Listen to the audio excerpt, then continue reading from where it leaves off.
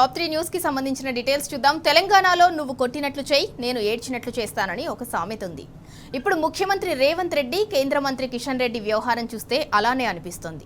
Metro విస్తరణ విషయంలో కిషన్ రెడ్డి అడ్డుకుంటున్నారని ముఖ్యమంత్రి ఆరోపించారు.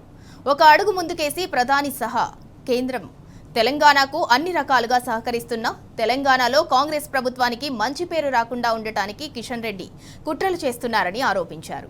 తెలంగాణకు రావాల్సిన అన్ని ప్రాజెక్టులను కిషన్ రెడ్డి అడ్డుకుంటున్నారని విమర్శించారు. తాను కలిసిన కేంద్ర మంత్రులు సానుకూలంగా స్పందిస్తున్నా వారిని సహకరించొద్దని కలిసి కోరుతున్నారని ఆరోపించారు. ఇక ఈ క్రమంలో కేంద్ర మంత్రుల అపాయింట్మెంట్లను ఇప్పించాలని కిషన్ రెడ్డికి లేఖ రాశారు. రేవంత్ ఆరోపణలు కిషన్ రెడ్డిని ఇరకాటంలో పడేశాయి. ఇక ఢిల్లీలో ప్రెస్ మీట్ పెట్టి వివరణ ఇచ్చుకునే ప్రయత్నం చేశారు. రేవంత్ తప్పుడు నిర్ణయాల వల్లే మెట్రో విస్తరణ ఆగిపోయిందని చెప్పారు.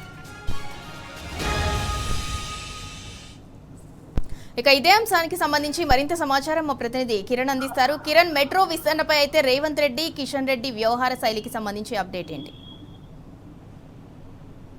ప్రభుత్వాల తీరు కావచ్చు, ఇటు రేవంత్ రెడ్డి, కిషన్ రెడ్డి వ్యవహారం అంతా కూడా మెట్రో రైలుకు సంబంధించినటువంటి అంశంలో పూర్తిగా దోబుచ్చులాడుతున్నట్టుగా మనకు అర్థమవుతుంది. ఎందుకంటే ఇప్పటికే ఉన్నటువంటి మెట్రో రైల్ ఫేజ్ 1 ప్రభుత్వం ఆధీనంలోకి తీసుకోవడంలో కొంత జాప్యం జరుగుతుంది. 15,000 కోట్లతో ఆ ఎల్ఎన్టీకి చెల్లించి దీన్ని పూర్తి స్థాయిలో స్వాధీనం చేసుకుంటామని కూడా గత ఏడాది నుంచి కూడా ఇదే మాదిరిగా కొనసాగుతుంది. దానిపైన కూడా స్పష్టత రాకపోవడం, మెట్రో రైల్ 2వ దశకు సంబంధించినటువంటి అంశంలో కేంద్రం నుంచి తీసుకురావాల్సినటువంటి అనుమతులు ఇప్పటి వరకు కూడా రాలేదు. ఇప్పటి వరకే నడుస్తున్నటువంటి 69 కిలోమీటర్ల మేర మెట్రో మాత్రమే అందుబాటులో ఉంది. దాని మెయింటెనెన్స్ కావచ్చు, జీతభత్యాలు కావచ్చు, ఉన్నటువంటి ఆస్తులు కావచ్చు, వాటి అన్నిటిపైన ఏ విధమైనటువంటి క్లారిటీ ఇస్తుంది, వాళ్ళకు ఏ విధంగా జీతాలు చేస్తుంది. ఎందుకంటే ఓవైపు రాష్ట్ర ఖజానా పూర్తిగా ఖాళీ అవుతున్నాయి, ఎక్కడ కూడా జీతాలు అందనటువంటి పరిస్థితులు మనకు కనిపిస్తున్నాయి. మరోవైపు కొత్త ప్రాజెక్టుకు సంబంధించినటువంటి అంశంలో ఒకవైపు ఏదైతే మియాపూర్ నుంచి బిహెచ్ఎల్ వరకు కావచ్చు, అటు ప్రధానంగా ఇటు అబ్దుల్లాపూర్ మెట్ వరకు కావచ్చు, ఎల్బీ నగర్ నుంచి, అంతేకాకుండా ఇప్పటికే ఎల్బీ నగర్ నుంచి ఉన్నటువంటి చాంద్రాయన్ గుట్ట, శంషాబాద్ వరకు కూడా ఒక మెట్రో రైలు తీసుకొని వెళ్లాలని కూడా ఇప్పటికే ప్రభుత్వం భావించింది. కానీ ఆ ప్రాజెక్ట్ అంతా కూడా ఎక్కడ కూడా కనీసం ఒక అడుగు ముందుకు పడినటువంటి దాఖలాలు అయితే కనిపిస్తున్నాయి.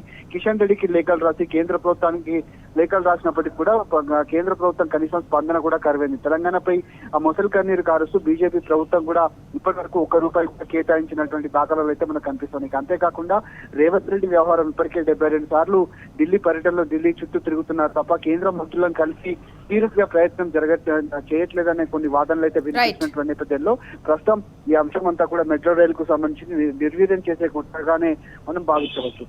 Right, thank you Kiran.